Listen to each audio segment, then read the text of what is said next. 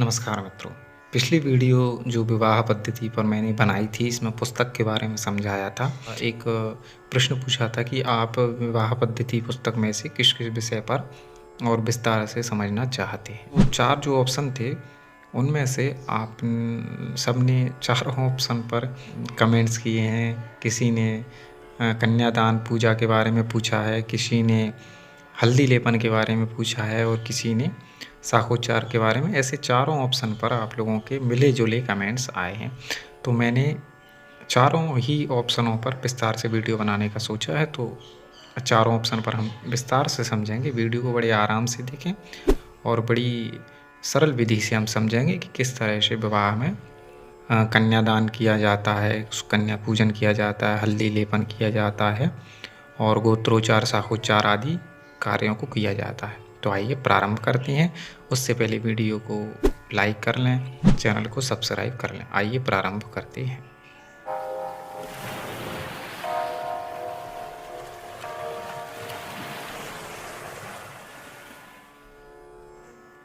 यह है हरिद्रा लेपनम, 36 पेज नंबर पे है।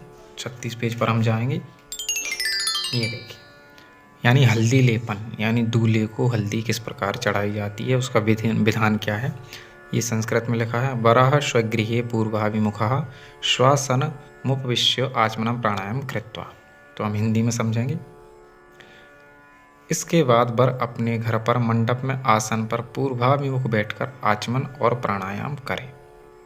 यानी जो दूल्हा है वो पूर्व की ओर मुख करके मंडप में, ठीक है, मंडप में बैठे पूर्व की ओर मुख कर ले, आचमन करे। आचमन करने के लिए क्या बोले, आचमन प्रणाम कर ले। उसके बाद अपवित्र पवित्रो वा मंत्र से अपने ऊपर जल छिड़के। मंत्र क्या है, अपवित्र पवित्रो वा सर्वावस्थांगतो विवा यह स्मरित पुंडरीकाक्षम शवायाभ्यंतरा शुचि। पूजन सामग्री के भी ऊपर जल छिड़के और हाथ में अक्षत पुष्प लेकर आनुभद्रा इत्यादि मंत्रों से इन श्लोकों को पढ़े।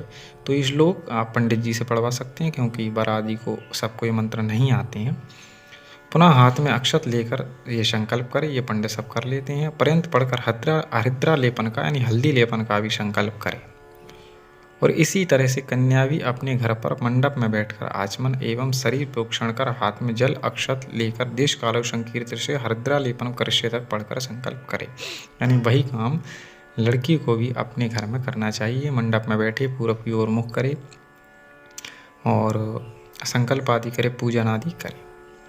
इसके बाद वर और कन्या अपने अपने घर पर मंडप में बैठकर हाथ में अक्षत जल लेकर तदंगत्वेन से कलश स्थापन पूजन एवं पुनः हाथ में जल लेकर निर्विघ्नता सिद्ध्यर्थम करिष्ये, इस वाक्य को पढ़कर गणेश आदि का पूजन करे। यानी वर और कन्या अपने अपने घर में मंडप में बैठकर क्या क्या करें, कलश का पूजन करें, स्थापन करें, गणेश जी का पूजन करें, गणेश गौरी का। इसके बाद में कशोरा में रखे कड़वा तेल मिश्रित हरिद्रा से दूरबा से उठाकर हरिद्रा को, यानी इसके बाद में जो घर में जिसमें जो आपने हल्दी जिस कटोरे में गलाई है तेल डाल के या पानी डाल के, जो भी आपके घर में विधि हो, उसमें जो हल्दी है उसमें थोड़ी दूबा हाथ में लेकर दूल्हा और उस हल्दी में डाल के और गणेश जी पे और जो भगवान आदि जो जिनकी पूजा की है कलश आदि पे छिड़के। ये लिखा है यहाँ पे, गणेश आदि देवताओं को से स्पर्श कराकर लेपन करे। और गणेश जी पे स्पर्श कराते, उसके बाद दूल्हे हल्दी का लेपन किया जाता। तो ये था हरिद्रा लेपनम, हल्दी लेपन की विधि। अब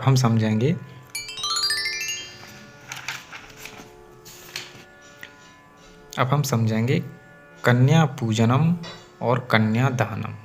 ठीक है, ये कन्या पूजनम 74 पेज पर है और ये कन्या दानम 84 पेज पर है। तो सबसे पहले हम कन्या पूजन 74 पेज पर हम विधि से समझेंगे। ये देखिए, यहाँ पे लिखा है कन्या पूजनम तदनंतरम गंधाक्षत पुष्पादि भी कन्याम संपूजयेत।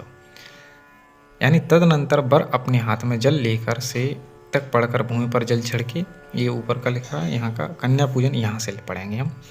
तत्पश्चात दाता गंध पुष्प अक्षत आदि लेकर कन्या का पूजन करें एवं जराम गच्छ से तक मंत्र पढ़कर कन्या वस्त्र धारण करें। तो ये कन्या पूजन कहाँ होता है वो मैं बता देता हूँ। जैसे कि बारात आती है, उसके बाद जो दूल्हा का पूजन हो जाता है, उसके बाद वरमाला होने के बाद जब लड़की को बुलाया जाता है मंडप में, लड़की को मंडप में बुलाया जाता है, उसकी गोद भराई होती है, उसी को कन्या पूजन कहा जाता है। लोक भाषा में उसे गौना कहते हैं, लेकिन उसे कन्या पूजन भी कहा जाता है शास्त्रीय विधि में।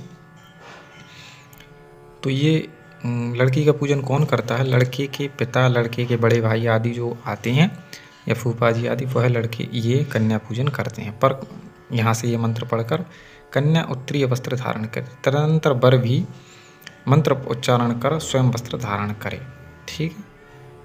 पुनः आचमन कर, मंत्रोच्चारण कर वर स्वयं उत्तरीय वस्त्र धारण कर, पुनः वर और कन्या दोनों दोबारा आचमन करें। तो ये कन्या का पूजन होता है। इसमें संक्षिप्त लिखा है, लेकिन लंबा विधान ये होता है। सबसे पहले ये होता है कि जो वर पक्ष के लोग हैं वह आ जाती हैं, कन्या आ जाती है। वर पक्ष के लोग गणेश गौरी का पूजन करते हैं, कन्या गणेश गौरी का पूजन करती है। उसके बाद में वर पक्ष के जो लोग होते हैं, यानी दूल्हे के पिता, दूल्हे के बड़े भाई आदि, वह गणेश गौरी का पूजन करने के बाद कन्या का पूजन करते हैं।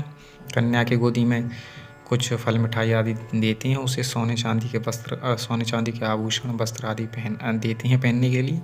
उसे कन्या पूजन कहा जाता है। तो ये था कन्या पूजन। अब हम समझेंगे कन्यादानम।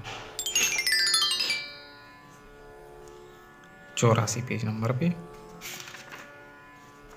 ये देखिए, यहाँ से कन्यादानम समझेंगे। ततः कन्या पिता भ्राता व शंखस्थ दूर्वाक्षत फल पुष्प चंदन जलान्यादाय जामृत दक्षिण करोपरि कन्या दक्षिण करम निधाय। हिंदी में पढ़ेंगे कन्यादान। तदनंतर कन्या का पिता या भाई दाएं हाथ में अक्षत पुष्प जल लेकर देश काल का उच्चारण कर अमुक गोत्र से कन्यादानम करशे तक संकल्प उच्चारण कर परात या थाली में छोड़ दे। यानी कन्यादान से पहले लड़की के जो पिता आदि हैं, पिता माता, वह भगवान गणेश गौरी का पूजन कर लें, कलश का पूजन कर लें। उसके बाद में क्या करें, कन्या बैठी है, वर बैठा है, दोनों बैठे हैं, तो कन्या का पिता या बड़ा भाई दाहिने हाथ में चावल ले ले, पुष्प जल लेकर ये संकल्प करे। संकल्प ये लिखा है यहाँ पे, देश कालो संकृत अमुक गोत्र शपथनी का, या पंडित जी जो है वो संकल्प करा देते हैं, तो आपको उस करने की ज़रूरत नहीं होती है, पंडित जी कराते हैं, सब थाली में छोड़ दें। उसके बाद दाता कन्या से तारणाच पर्यंत श्लोक पढ़कर कन्या की प्रार्थना करे।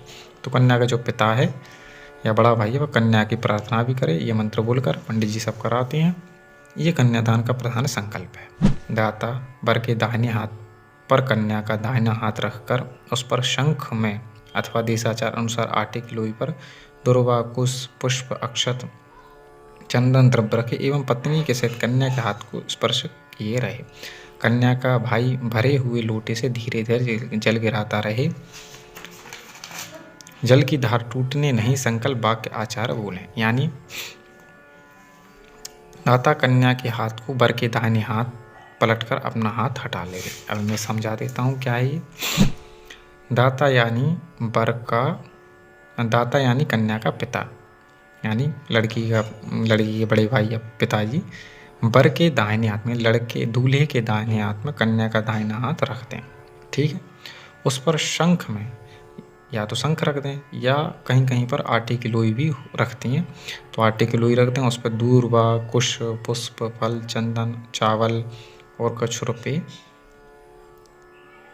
ठीक है, रख दें। अब पत्नी के सहित कन्या के हाथ को स्पर्श किए रहें, यानी नीचे अपना हाथ लगाए रहें। अब कन्या का जो भाई है, छोटा भाई हो या बड़ा भाई है, जो भी भाई हो उसका, वह धीरे धीरे लोटे से पानी गिराता रहे। ठीक है। और पंडित जी ये संकल्प बोलेंगे, यहाँ से संकल्प आचार बोलेंगे, विष्णु विष्णु सपत्नी तुभ्यम अहम संप्रति दाता कन्या के। ये संकल्प पूरा होने के बाद, ये मैं संकल्प यहाँ से बता देता हूँ। संकल्प है यहाँ से, ओम विष्णु विष्णु से महापुरुष से। तो संकल्प का आप ज़रूरत नहीं है, पंडित जी सब संकल्प बोल देते हैं, आपको ज़्यादा कुछ समझने की वैसे संस्कृत में ज़रूरत नहीं है। ये विष्णु से सपत्नी के तुभ्यम संप्रति, ये संकल्प पूरा होने के बाद में जो दाता लड़की के हाथ को वर के दाहिने हाथ में ऐसे, उसके हाथ में जो लोई या आटा आदि रखा है वो ऐसे का ऐसा लड़की के हाथ में पलट देना चाहिए। इसके बाद में वर ये मंत्र पढ़ेगा, देव हो तदा प्रतिम त्वां प्रति गृह्णातु ओहम स्वस्ति का है। तो ये सब पंडित जी लड़के की तरफ से पढ़ देते हैं। तदनंतर दाता वर्ष का है। उसके बाद में लड़की का जो पिता है वो वर्ष से प्रार्थना करता है फिर वर भी कहता है। इस तरह से 2-3 कुछ श्लोक बोले जाते हैं। इसके बाद में जो दाता है यानी कन्या का पिता है, वह कन्या की प्रार्थना करता है। तो ये भी कन्या के पिता पंडित जी बोल देते हैं, कन्या की प्रार्थना होती है। पंडित जी सब प्रार्थना करवा देते हैं मंत्र पढ़ के। इसके बाद में कन्यादान संगत हाथ में जलक्षत तथा स्वर्ण द्रव्य दक्षिणा व गौमिथुन दान द्रव्य देकर कृतय ही से तुभ्यम तम पढ़कर वर के दाहिने हाथ में उक्त स्वर्ण दान और गोदान रूप द्रव्य प्रदान करें। इसके बाद में गौ प्रार्थना, भूयसी दक्षिणा, ये गौ दी जाती है दूल्हे को। उसके बाद में भूयसी दक्षिणा, दाता दाहिने हाथ में जल लेकर देश काल उच्चारण पूर्वक कृतस्य कन्यादान कर्मणा इस संकल्प द्वारा उपस्थित ब्राह्मणों को दक्षिणा देते हैं। यानी जो दाता है वह कन्या के विवाह कन्यादान के बाद में ब्राह्मणों को दक्षिणा देता है। तत्पश्चात विष्णुवे नमः पढ़कर भगवान विष्णु की प्रार्थना करें। तत्पश्चात वर कन्या का हाथ पकड़कर हृदय से मनसा से करो तो मंत्र पढ़ता हूँ कन्या का नाम लेकर निकले यहाँ से। तत्व वर पितर कन्यादान मादाम गृहीत्वा उदेश मनसाम दूरम, यानी कन्यादान होने के बाद में जो लड़का है वो कन्या का हाथ अपने हाथ में ले और ये श्लोक को पढ़े। तो ये पंडित जी श्लोक पढ़ देंगे, आपको केवल हाथ में रखना है। ओम यथेसी मनसाम दूरम दिश्योनुपवमानो व हिरण्यपर्वणो वैकर्ण शत्वाम मन मनसाम करोतु श्री अमुकी देवती पठन निष्क्रामति, यहाँ तक पढ़कर और कन्या का हाथ अपने हाथ में रखकर ये यहाँ से संपूर्ण हो जाता है। ये मंत्र पढ़ के यहाँ पर लिखा इति कन्यादानम समाप्तम, ये कन्यादान संपूर्ण हो जाता है। फिर आगे की क्रियाएं होती हैं।